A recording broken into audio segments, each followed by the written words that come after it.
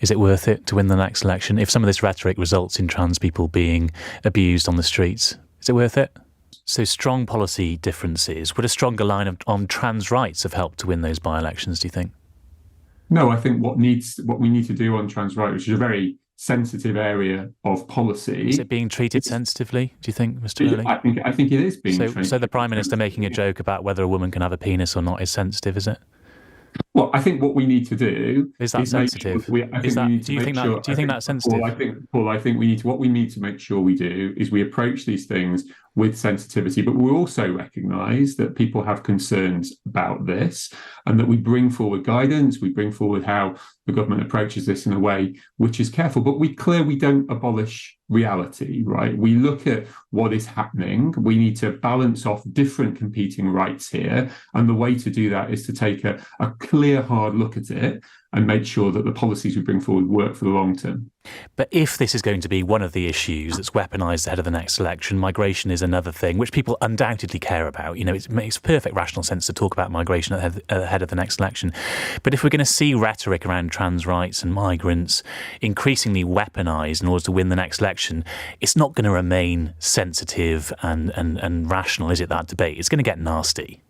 I don't recognise the premise of your question. I don't recognise these words such as weaponised and all the rest of it. What I recognise is that people have legitimate concerns around immigration. You go and talk to people in my constituency in North East Derbyshire. They are immensely frustrated that our migration system has not worked under all parties for 20 years or so. We have a new problem with the boats that we need to try and resolve. The government is trying to do that. There's no weaponisation in that. There's no division in that. That is clear about how we've got a problem we've got to fix, and we're trying to take action to do that. There's nothing compassionate about people running the gauntlet over land and sea in order that because they arrive on a beach in the UK, they stand a better chance of getting here. Absolutely zero compassion there. People are decent and tolerant, but they want us to have secure borders. And I will do, and I know my party will do, whatever is necessary to make sure that happens. Do they bring up trans rights on the doorstep?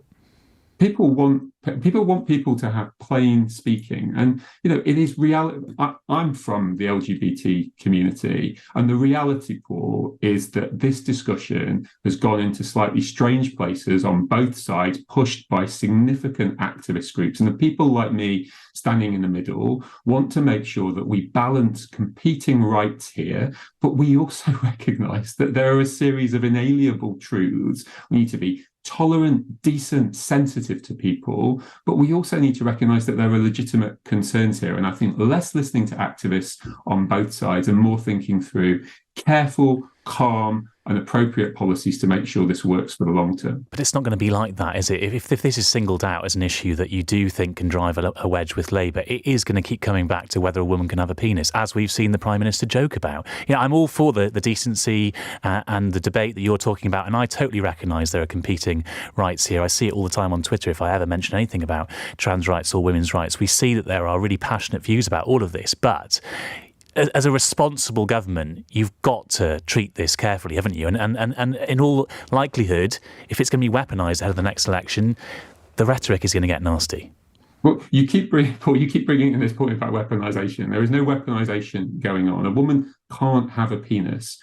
But what we can do is balance off that clear, factual, scientific statement with also the need to be supportive and sensitive for those people who in our society have chosen to live their lives in the way that they have. Those two things are not inalienably in tension. It is simply that activist groups want to make them in tension so they can make a whole heap of noise about the things that they are pushing. If trans people suffer as a result, is it worth it to win the next election? If some of this rhetoric results in trans people being abused on the streets, is it worth it?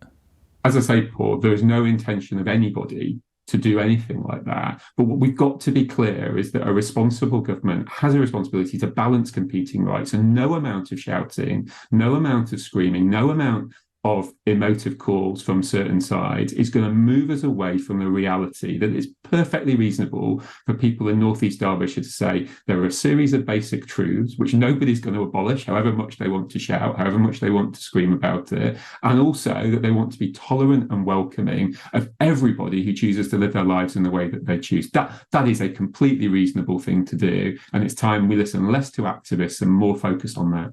Okay, Lee Rowley, thanks so much for engaging on that discussion.